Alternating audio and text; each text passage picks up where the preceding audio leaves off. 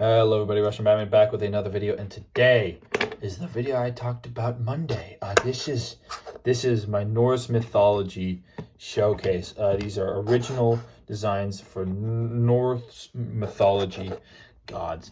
I am really excited to do this. If you don't know, I've done this actually a few times. One of the earliest videos on this channel was remaking Norse gods, and then I've also done it one more time, and now I'm doing it again because there's nothing quite like remaking the same figures a billion times. Potato meat in the Mandalorian videos.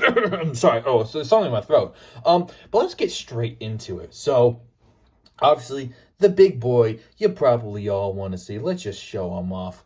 We have the most iconic, obviously, Norse god. And here, Thor Odinson. I am really, really happy with how this turned out. So, as you can probably notice, he's not like a normal minifigure. He is chunkier. So here's a normal minifigure base. As you can see, he is slightly taller. He is also slightly wider. You can see his arms go out slightly further than a normal minifigure torso, and that was intentional. I cut up a torso, and you can see it in the back, because I did not give any, did not paint the back at all. You can see here, yeah, it's an extended torso. You can see the seams of where I kind of cut it, but it's all covered by this cape, which I do quite like. So, yeah, so this is Thor. I decided to go with a bit, I wanted the short beard look. I considered giving him a longer beard, but I did want to give him long red hair. Make sure it's red. That's a detail that not a lot of, I think people get right.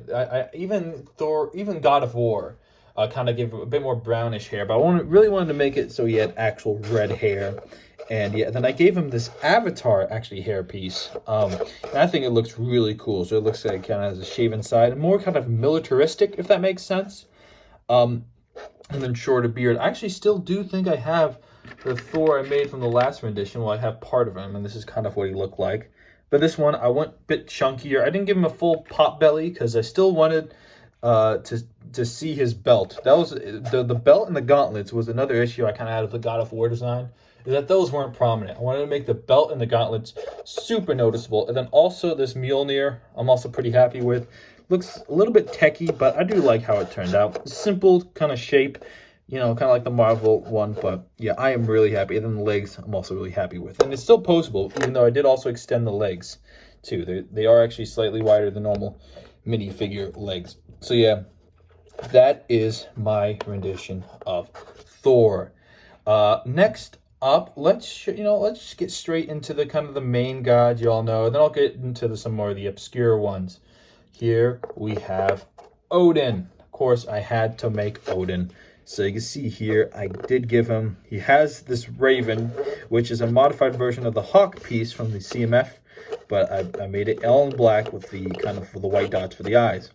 He has this weird cloak design, which is blue, very, very inspired, especially the hat is very inspired by the God of War design, which I did make a custom for that. So, so here's the God of War design. So it is very inspired by the God of War design, even the color scheme with the blue and gold, but I kind of just think it fits Odin, and I think it works out really well. Also, if you want a comparison real quick to the two Thor designs, there you go. That's the God of War Thor, and this is my Thor. So it's a little pretty similar, but still, I'm really happy of how it turned out. So you can see here.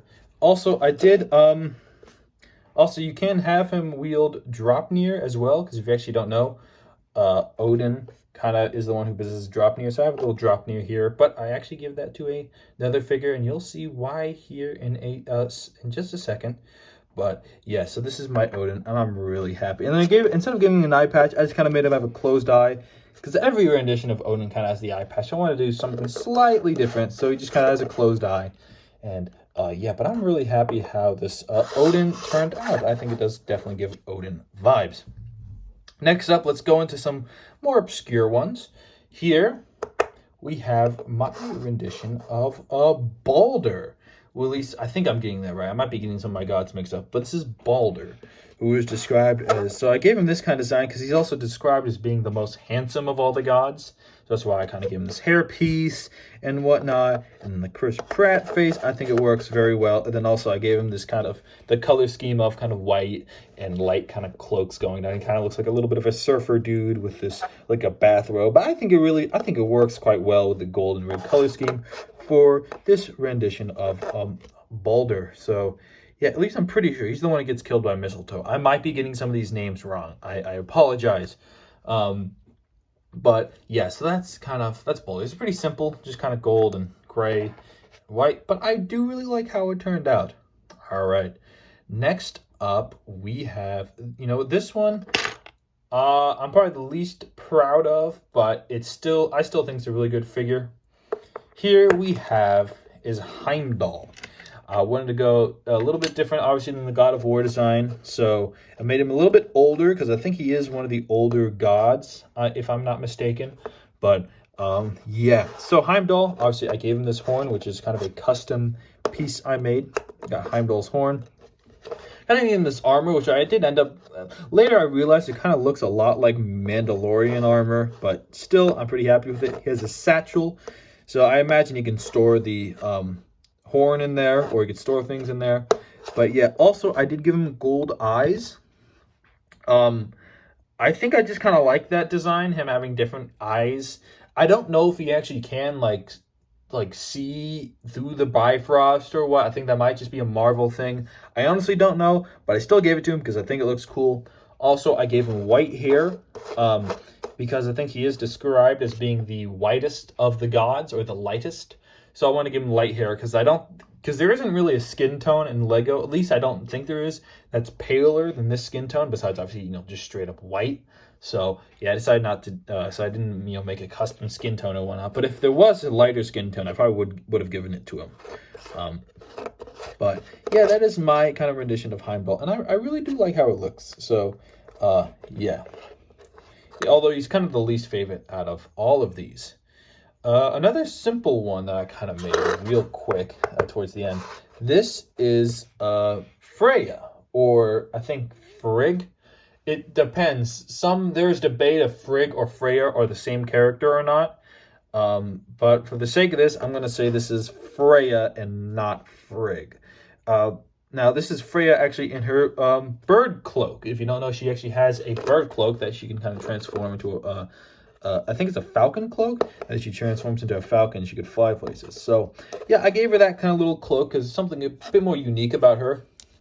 She does have her necklace, which I do think there is a story behind of how she got her necklace. So I gave that to her. And then also, you can see she is crying. She has these kind of like gold tears almost. This could either be makeup or it could be actually her crying, because she actually is I've heard in a rendition that she is described as crying red gold. So it's obviously not red, but it still is gold. So I imagine maybe she cries gold. So yeah, also did give a lot of gold highlights. There's a lot of just kind of gray and gold on the side of the legs. I do think that looks really cool.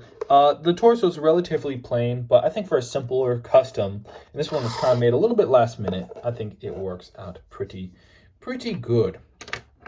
All right, here we have this is either Brock or Sindri. I actually don't know. I just wanted to make one of the dwarves. And yeah, and then I also did make him kind of look a little bit especially with that jaw, he does look a little bit more kind of what's it called? Goblin-esque. But I think it still works for a dwarf. Obviously, like I said, they don't have very specific descriptions of the dwarfs, although they are, I think, specified to be different species than the rest of the Asgardians. Or the, what are they called? The Aesir. They're not the same species as the Aesir, so I imagine they could look a little bit different. Obviously, a lot of people associate the blue with frost giants. Frost giants, I don't think are ever described to be blue. But yeah, I made this guy blue, although he's not a frost giant. But I still like how it turned out. This is just kind of an excuse to use this piece. I wanted to use this piece for something, and I do really like how this is. So then I gave him Dropnir, so he could be crafting Dropnir. And maybe I should make his brother, and I should maybe distinguish which one's Brock and which one's Sindri. But yeah, also the blue is kind of partially inspired, obviously, by Brock in the God of War games. But yeah, I'm really happy with how this simple little custom turned out. This is also another little last minute one. Okay, 2 last customs. I'm really proud of these 2. First off, which one should I show off first? You know, I'll show off this guy first, which is, of course, Loki. I am really happy with this Loki. He uses a lot more kind of pre-existing prints than the other ones. The other ones are almost fully kind of painted torsos. This one uses that kind of Harry Potter one, but I did give him a purple undershirt and obviously some capes that kind of go around like that. Also, this hairpiece, I'm really happy of how that paint job turned out. Obviously, Loki is described, I think, in the Prozetta and whatnot, as having kind of fiery-like hair, and that kind of fire hair is very associated with Loki. So I kind of had to give him the fiery hair. Also, this one I didn't give him a blue skin tone. I think in the past renditions I've given him an indication of a blue skin tone. But I decided not to because I figured if he would transform, he wouldn't leave any of the blue. He would just fully transform if he is blue. I don't know if frost giants are blue. I think that's just a modern thing. But yeah, this is what I went with for Loki. Gave him these red gloves because I thought that would look cool for a mischievous god. And kind of just gave him a red color scheme in general with some purple and some more flamboyant colors in there, because I think that would kind of fit for a Loki design. But yeah, and then also green eyes, because I honestly don't know. I felt like it. I think it fits his kind of magic, so I gave him the green eyes. Is it mythologically accurate? Probably not, but I still really like how that turned out.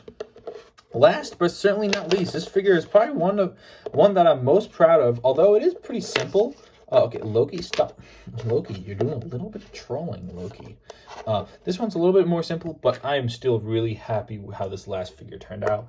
And it is Tyr. Maybe I should have saved someone more exciting like Thor for the last one, but I do really like how this Tyr figure turned out. Yes, this one has probably, out of all of them, has the least amount of inspiration from the new God of War game, I would say. But yeah, I am really happy how this guy turned out. So as you know, I gave him a sword instead of armor because he is kind of another warrior god, I believe. I don't know if he is actually the god of war in Norse mythology. I don't know if that's a God of War thing. I don't think I've heard that before, but it could be true. If you know Norse mythology better than I do, please let me know if Tyr is actually the God of War in Norse mythology, or if that's just a God of War thing. But either way, I gave him kind of warrior's get up. Gave him this hairpiece, which I really do like how that looks in brown. I don't know if it's ever come in brown before, but I painted this brown, so it was white. But yeah, gave him these Lord of the Ring face. I actually got this from a friend because he was giving away a lot of his Lego, and he had some old Lord of the Ring sets, so I used this face.